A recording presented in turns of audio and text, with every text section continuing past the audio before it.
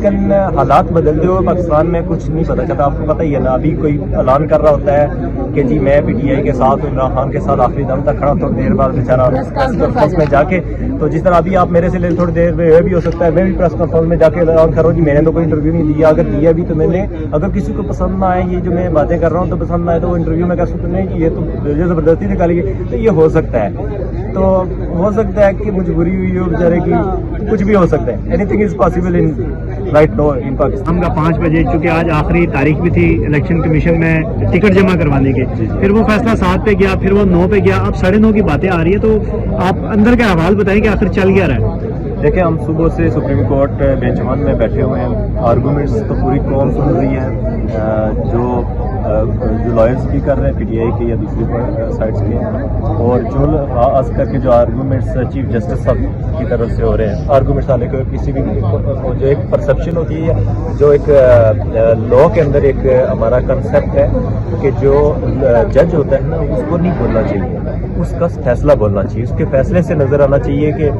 اس نے کیا ڈیسائیڈ کیا یا جو بھی اس کا چیز ہے. لیکن یہاں پہ مائنڈ ایک ڈسکلوز ہوا ہے جس سے ہمیں افسوس ہوتا ہے ہماری جوڈیشری میں کہ یہ نہیں ہونا چاہیے. لیکن یہ جو بار بار ٹائم بدلا جاتا ہے, ہم امید کرتے ہیں کہ اگر ہم امید کرتے ہیں, لیکن کیونکہ جو جوڈیشل سسٹم جس طرح اس کو بڑا روک کے آپ سارا کو آپ کے سامنے ہے, لیکن پھر بھی ہم امید کرتے ہیں کہ آج کا جو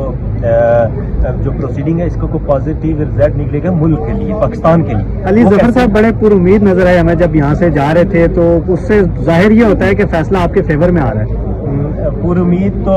آخری دم تک رہنا چاہیے, کیونکہ مایوسی تو ہمارے دین میں بھی گناہ ہے, تو ہم پر امید ہیں. لیکن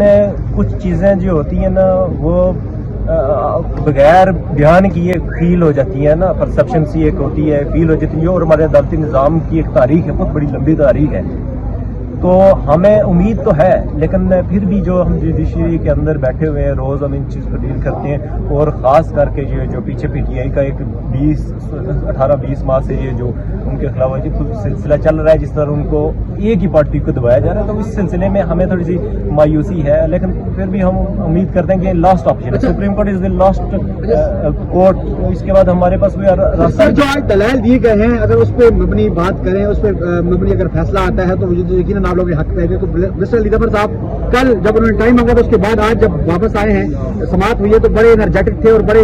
جو ہے اسٹرانگ دلائل دیے انہوں نے, اور جو لوگ لائیو دیکھ رہے تھے وہ بھی جان رہے ہوتے ہیں کہ بالکل پاکستان اس وقت سپریم کورٹ کے اندر کمرہ عدالت میں کیا ہو رہا ہے. تو آپ اسپیشلی بتائیں گے کیا آپ کانفیڈنٹ ہیں بلا لینے کے لیے اتنے اچھے دلائل دینے کے بعد, جب پھر بھی بلا آپ سے جاتا ہوا؟ کانفیڈنٹ ہم شروع سے ہی, کیونکہ مجھے کسی کی بات پہ نہیں, مجھے اپنے آئین پہ بھروسہ کرنا چاہیے. آئین مجھے کہتا ہے کہ ہر ایک پولیٹیکل پارٹی کو انتخاب بھی جو ایک پروسیس ہے, جو ڈیموکریٹک پروسیس ہے, جو کانسٹیٹیوشنل پروسیس ہے, اسے ڈپرائیو نہیں کرنا چاہیے. ٹھیک ہے, کیونکہ یہاں پہ کسی پی ٹی آئی کوئی پتھر کا نام نہیں ہے, یہ ملینز آف پیپلز ہیں پاکستان کے جو اس کے ساتھ اٹیچ ہیں. جو آپ دیکھیں 70% سے 70-80% سے ابو جو اس وقت لوگ ہیں پاکستان کے وہ پی ٹی آئی کے ساتھ ہیں. آپ نے ہر ایک بندے نے, آپ میڈیا کے لوگ ہیں, آپ نے سروے کر کے دیکھ لیے ہیں. اگر اور جس طرح آپ کہتے ہیں بیرسٹر